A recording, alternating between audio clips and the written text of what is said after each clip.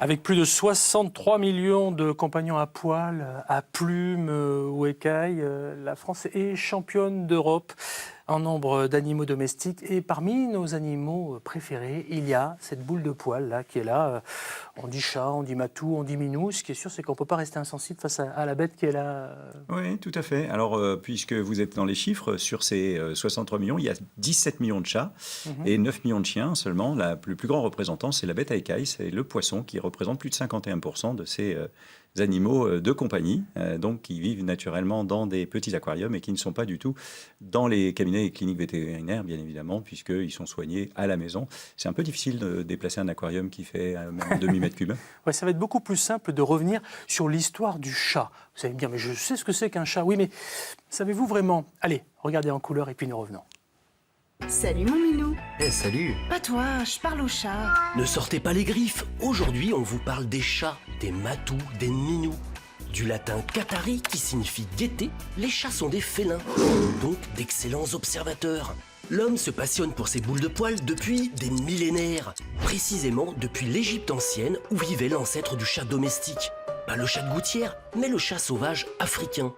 Et c'est la gourmandise qui a fait sortir ces félins de leur état sauvage. En se rapprochant des entrepôts de grains sur les rives du Nil, un véritable buffet à volonté de souris et de rats s'offre à eux. Les Égyptiens ont rapidement adoré cette sécurité renforcée de leur blé. Et autant vous dire que quand des petits chatons trop mignons ont commencé à pointer le bout de leur museau, le cœur de Cléopâtre et de toute l'Égypte a fondu comme neige au soleil. On parle même d'idolâtrie. Alors aujourd'hui, malgré les bars à chats, les vêtements avec des motifs chats, et le fait que certains sont prêts à leur léguer une partie de leur fortune, notre engouement pour les matous a légèrement baissé d'un cran. Il existe même une véritable guéguerre entre ceux qui pensent que le chat reste un chasseur et n'aime pas son maître, et ceux qui pensent que le chat est le meilleur ami de l'homme. Mais guerre ou pas guerre, on trouve quand même un chat qui se prélasse tranquillou dans près de 8 millions de foyers français. Moi, vouloir être chat. Ça, c'était les pots dans les années 90. Oui. Ça nous rajeunit un petit peu, ça fait du bien. Jean-Jacques Dens, vous qui êtes vétérinaire, une réaction par rapport à ce qu'on vient de dire? Ça a beaucoup intéressé O'Malley parce qu'il a regardé l'écran pendant tout le sujet. C'est très très bien. Il voit un copain, c'est pour ça. Voilà, tout à fait. Eh bien, est-ce que c'est le meilleur ami de l'homme? C'était le statut du chien, mais quand on regarde effectivement l'évolution des 25 dernières années, il a bien pris la place du chien, puisque le chien représentait 16 millions d'individus dans les années 80, pour descendre à 9 millions, là où le chat était exactement dans la séquence inverse. On était entre 5 et 6 millions dans les années 80, pour près de 17 millions aujourd'hui.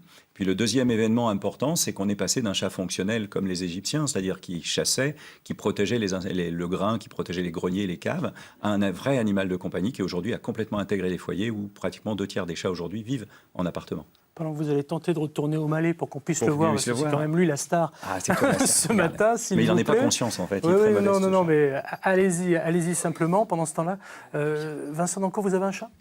Mes mains plaident pour moi. D'accord, ok. Donc oui, c'est vrai que le chat, c'est parfois du jeu, et le jeu, c'est pas forcément comme au Malais qui est ici, on va dire tranquille. Ça peut être parfois des coups de griffe. C'est ça. C'est un peu gênant.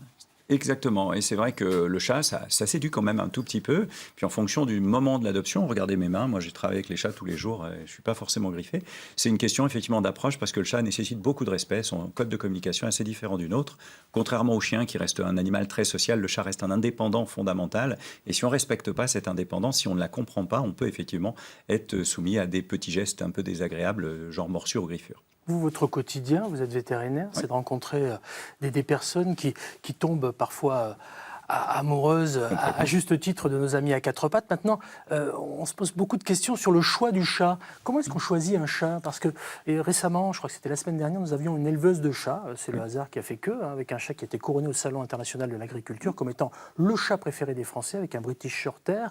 Elle nous expliquait que c'était très compliqué pour elle, en tant qu'éleveuse, de vendre finalement des chats, parce que des chats, on en trouve partout. Je rigolais tout à l'heure en citant O'Malley, que vous aviez trouvé devant la clinique finalement, mais c'est vrai qu'on n'a pas tendance à acheter un chat. Exactement. Je crois que le chiffre, c'est plus de 95% des chats sont des adoptés de la rue, du voisin ou autre, et seuls 5% des chats sont aujourd'hui issus de filières d'élevage. Donc effectivement, ce n'est pas du tout une adoption programmée la plupart du temps, c'est vraiment une adoption coup de cœur. C'est lui qui nous choisit. C'est lui qui nous choisit, c'est les circonstances qui nous choisissent, voilà, et ça matche ou pas en fait. Et c'est vrai que malheureusement, on se retrouve dans des situations où l'affect passe devant la raison et on est amené à devoir gérer des chats très compliqué. Alors justement, pour que ça matche, comme vous dites Oui. parfaitement, à quel âge on doit prendre le chat? Est-ce qu'on doit plutôt prendre un mâle, plutôt une femelle? Alors, mâle-femelle, chez le chat, on peut considérer que la seule différence sera effectivement le coût de la stérilisation, qui est un petit peu plus élevé chez les femelles que chez les mâles. Au niveau du caractère, ça ne change absolument pas grand-chose. Et pour l'âge? Et pour l'âge, par contre, la législation nous dit théoriquement 7 semaines minimum, qui est le délai pendant lequel la maman doit apporter quelque chose à ce chaton. Malheureusement, on retrouve des portées de chatons de 15 jours qui n'ont plus de maman. Alors là, je ne sais pas comment vous faites, Jean-Jacques, mais celui-ci est quand même particulièrement bien éduqué, parce qu'il est sur un plateau de télévision qu'il a découvert il y a seulement quelques minutes. Alors Eh oui. certes, il est dans son élément, il est dans sa cage, mais est-ce qu'on peut éduquer un chat? Alors oui, tout à fait. Il y a même des éducations très poussées où on peut éduquer un chat, par exemple, à faire ses besoins dans les toilettes et tirer la chasse. On peut Oui, éduquer alors un chat à revenir. ça c'est sur Internet, mais... Non, c'est réel. Après, c'est exactement le même principe que les félins qui sont dressés dans les cirques, qui vont avoir pour objectif justement de faire quelque chose, et c'est beaucoup plus compliqué que sur un canin, puisqu'il n'y a pas ce lien justement communautaire, puisque c'est un indépendant, donc il faut l'attirer sur autre chose, et bien évidemment, on passe par la nourriture pour pouvoir obtenir quelque chose, mais ça n'est pas réduit qu'à la nourriture, c'est que le chat nous fait plaisir, et il se fait plaisir en même temps. Avant de parler d'alimentation, je reviens sur la propreté. Est-ce que c'est inné chez le chat, la propreté? Alors c'est inné à partir du moment où il est resté avec sa maman au moins 5 à 6 semaines, mais paradoxalement, on voit des chats adoptés à une semaine ou 15 jours qui sont toutefois propres. La problématique est inverse, c'est quand le chat n'est pas propre, c'est beaucoup plus compliqué de prendre le rôle de l'éducateur pour lui apprendre la propreté. Vous parlez d'alimentation, devant il y a une espèce de rouleau à croquettes, c'est quoi Oui. ça? Alors ce rouleau à croquettes, en fait, c'est un objet qui a été inventé par un vétérinaire du sud de la France et qui est en fait un double cylindre avec des petits trous à l'intérieur qui permet en fait de mettre des croquettes à l'intérieur. Donnez-le moi. Et lorsque ce rouleau effectivement est posé par terre et qu'on a mis les deux cylindres en harmonie, eh bien quand il roule, il laisse tomber des croquettes, ce qui permet au chat, en se déplaçant et en faisant déplacer ce petit cylindre, de laisser tomber des croquettes et de les manger. Ça s'appelle un pipolino. Un pipolino. Un pipolino. Ah d'accord, alors on n'a pas tous le pipolino. En revanche, on a un chat. On va partir du fait Oui. que voilà, c'est sûr, on a un chat.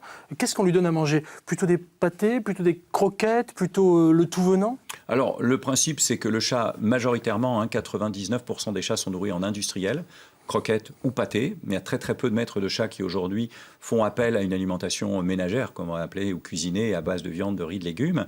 Et on va avoir sur ces animaux beaucoup de mixing, c'est-à-dire à peu près 2 tiers des propriétaires vont mélanger un tout petit peu ou beaucoup de boîtes avec les croquettes, la croquette restant quand même la base fondamentale de ce qu'on va donner, avec une sécurité absolue, surveiller que le chat boive bien, puisqu'on le disait dans le reportage, ces chats qui viennent d'un pays très très désertique ne sont pas habitués à boire, puisque l'eau contenue dans leur proie, les souris leur suffit et ne boivent pas naturellement. Quand on leur donne des croquettes, bien évidemment, ils ont besoin de boire. Je vous propose de réagir à une question de Kelly. Elle habite dans Lyon. Elle nous a posté sa question sur le Facebook des Matins de France 3 Bourgogne-Franche-Comté. Regardez. Bonjour, moi c'est Kelly, je suis d'Auxerre et ma question est pourquoi les chats ne s'entendent pas avec d'autres chats? Pourquoi les chats ne s'entendent pas avec d'autres chats pour Kelly? Alors Kelly, je modérerai le propos, à savoir qu'il y a quand même des chats qui s'entendent très très bien. Maintenant, la vraie question, et elle est très bonne, c'est parce que justement ils sont indépendants et que leurs prérogatives personnelles se superposent aux prérogatives de l'autre chat. Donc il y a une compétition inéluctable pour pouvoir savoir qui va se retrouver sur le pommier à telle heure pour regarder les souris passer, qui va se retrouver dans le canapé entre le chat A et le chat B, on va dire entre O'Malley et Berlioz par exemple, et à partir du moment où ils n'auront pas trouvé la solution, il va y avoir effectivement des mésententes, des combats, etc. Là où chez le chien ça va se hiérarchiser, c'est-à-dire un conflit va s'ouvrir, une solution va être trouvée et elle sera pérenne, chez le chat ce conflit sera ouvert en permanence. Autre point commun avec le chien, les vaccins et l'entretien. Qu'est-ce qu'il y a d'obligatoire chez le chat? L'identification, c'est commun aux chiens d'ailleurs, c'est la seule obligation réglementaire sur le territoire français. Vient s'assortir l'obligation de vaccination rage pour tous les animaux qui vont s'expatrier, avec cette rage mentionnée sur un passeport. Les autres vaccinations sont juste pour la santé de l'animal, ne font pas partie d'obligations réglementaires. Et dans la série, c'est bizarre, votre chat là, O'Malley, il ronronne pas, il miaule pas, c'est normal? Il est en observation là, donc le ronron signifie harmonie avec l'environnement, il est encore un petit peu trop jeune sur ce plateau pour pouvoir avoir une harmonie, mais il n'est pas exclu qu'il se mette à ronronner en fin d'émission. Le petit Chose jouet qui est violette, devant, là, qu'est-ce que c'est que ça là? Alors, cette petite chose violette, qu'est-ce que c'est? Alors, c'est un truc très original. On connaît les gamelles anti-gloutons chez le chien.